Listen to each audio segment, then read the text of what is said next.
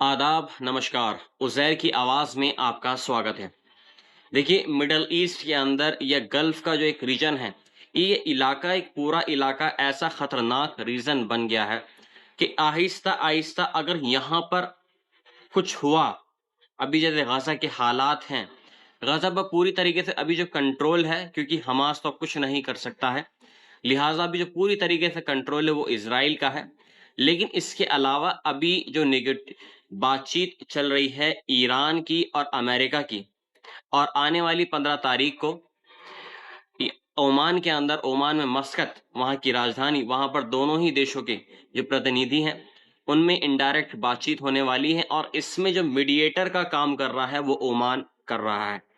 Oman इसमें मध्यस्थता का काम कर रहा है, दोनों की आपसी बातचीत को इनडायरेक्टली दोनों तक पहुंचा रहा है।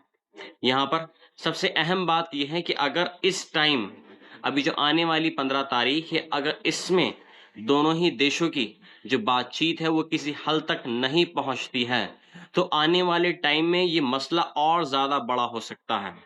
क्योंकि अमेरिका मिडल ईस्ट के अंदर उसने कुछ जगहों को चिंतित किया है, कुछ जगहों को पॉइंट आउट किया है जहां से उसको खतरा लग रहा है कि ईरान उसकी जो एम्बेसीज हैं, जो अमेरिकन बेसिस हैं, वहां पर वो अटैक कर सकता है अगर ये जो बातचीत अगर फेल हो गई। वहीं दूसरी तरफ इजराइल ने भी वार्न कर दिया है कि अगर ये बातचीत पूरी तरीके से सफल नहीं हुई तो सबसे पहले इजराइल उस पर अटैक करेगा। लेकिन हाँ, इसमें अभी तक ये पुष्टि नहीं हो पाई है कि इजराइल का साथ अमेरिका देगा या नहीं देगा। देखिए, आप सभी जानते हैं कि पूरे मिडल ईस्ट के अंदर, चाहे सऊदी अरब हो, कतर हो, बहरीन हो, यूएई हो, इन सभी जगहों पर अमेरिकन बेसिस बने हुए हैं। इन्होंने पहले ही अमेरिका को वार्न कर दिया था कि अगर आप हमारे बेसिस को यूज करेंगे तो हम उसकी आपको परमिशन नहीं देंगे अमेरिका ईरान पर अटैक करने के लिए। लिहाजा आपको कोई और रास्ता तलाश करना होगा। इससे सबसे ज्यादा जो डर का माहौल बना हुआ है, जो ये मिडल ईस्ट की जो कंट्रीज हैं, जो गल्फ की कंट्रीज, इनमें भय का माहौल बना हुआ है। क्योंकि अभी बराबर अमेरिका ईरान को ये वार्न करता रहा है कि आपका जो एनरिचमेंट जो प्रोग्राम है, जो यूरेनियम आप बढ़ा रहे हैं आहिस्ता आहिस्ता, और आने वाले टाइम में आप जो न्यूक्लियर वेपन्स है वो भी आप हासिल कर लेंगे। लेकिन बराबर ईरान इस चीज के लिए बराबर बोलता आया है पीसफुली कि उसका जो ये प्रोग्राम है ये एक शांतिपूर्वक प्रोग्राम है, एक पीसफुली प्रोग्राम है। इससे उसको किसी को हाथाहाथ करने की कोई भी उसकी मंशा नहीं है। लिहाजा जो भी ईरान के अंदर जो भी एनर्जी जो एफिशिएंसी है उसको वो पूरा करना चाहता है इस प्रोग्राम के तहत। बराबर कई बार ओमान की मध्यस्थता से दोनों ही देशों के जो प्रतिनिधि हैं उनकी आपस में बातचीत हुई है, इटली में हुई है, ओमान में हुई है, बराबर हो रही है। लेकिन अभी जो 15 तारीख है, इसमें कहीं ना कहीं अब अमेरिका को डर लगने लगा है। तो इसने सबसे पहले जो अपनी अमेरिकन एम्बेसीज थी मिडल ईस्ट के अंदर, वहां से जो अमेरिकन फैमिलीज, जो मिलिट्री पर्सनल्स हैं, उनकी जो फैमिलीज हैं, उनको ऑर्डर दे दिया है कि जो अननेसेसरी स्टाफ है वो उसको उन जगहों से हटा रहा है उनकी सेफ्टी पर्पस के लिए।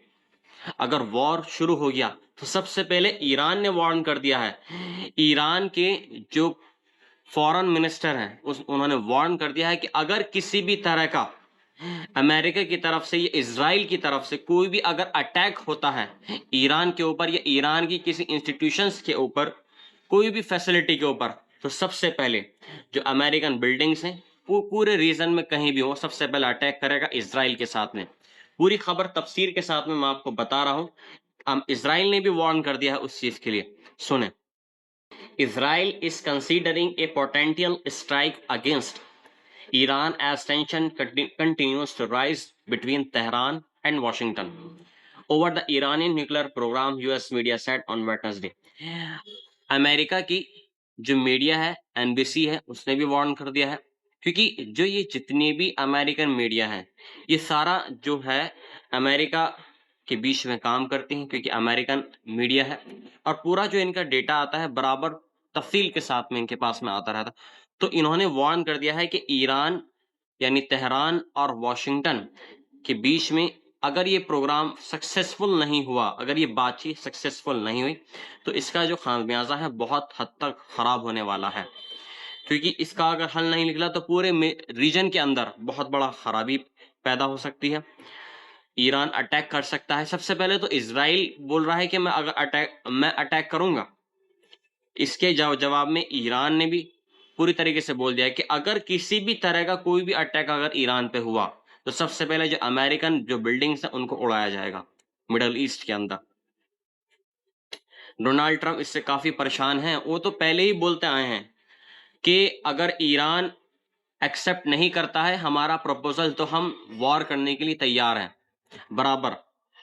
इसराइल तो वहां पर बैठा हुआ है लड़ने के लिए, क्योंकि आप देखें इसराइल के अंदर इतनी ताकत, इतना कॉन्फिडेंस कहां से आ रहा है? अमेरिका के पास नहीं ना, क्योंकि आप देखें पूरे मिडल ईस्ट को इस कंट्री ने हिला कर रख दिया है। एक छोटी सी कंट्री है इसराइल, 1948 में इसकी स्थापना हुई, ब्रिटिशर्स ने इसकी स्थापना करी। आप ये देखें हमारे हिंदुस्तान के अंदर इंडिया और पाकिस्तान को अलग कराने वाले कौन? अंग्रेज। कश्मीर को अलग कराने वाले कौन? अंग्रेज। तो आप ये देखें कि किस तरीके से उन्होंने डिवाइड एंड रूल का खेल खेला है। यहां पर जाते जाते वो आपस में इंडिया और पाकिस्तान की लड़ाई कराकर चले गए, और इसके बाद में अब आप देखिए गाजा के अंदर जो हालात बने हुए हैं वो 1948 में हालात बन गए थे। अब ये कहीं जाकर आहिस्ता आहिस्ता बहुत ज्यादा खराब हो गए हैं। खराब होने के बाद से अब देखिए हालात क्या चल रहे हैं।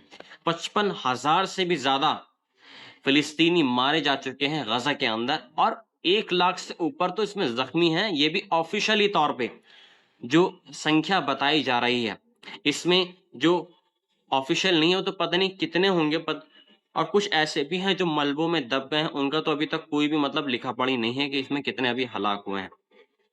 लिहाजा वहां पर आंख दिखाकर इसराइल बैठा हुआ है कि अगर ये निगोटिएशंस अगर फेल होती है तो तुरंत वो अटैक करेगा ईरान के ऊपर। और ईरान ने भी वार्न कर दिया है कि अगर इस तरह की कोई भी अगर हिम्मत दिखाए तो सबसे पहले अमेरिका के ऊपर अटैक होगा, अमेरिका के बेसों पर अटैक होगा, अमेरिका की बिल्डिंग्स पर, एम्बेसीज पर अटैक होगा। और जवाबी कार्रवाई में अमेरिका ने इस चीज की शुरुआत भी कर दी है, क्योंकि उसको डर लगने लगा है, क्योंकि अमेरिकन जो एम्बेसी से वहां से उसने जो अननेसेसरी स्टाफ उनको निकालना शुरू कर दिया है।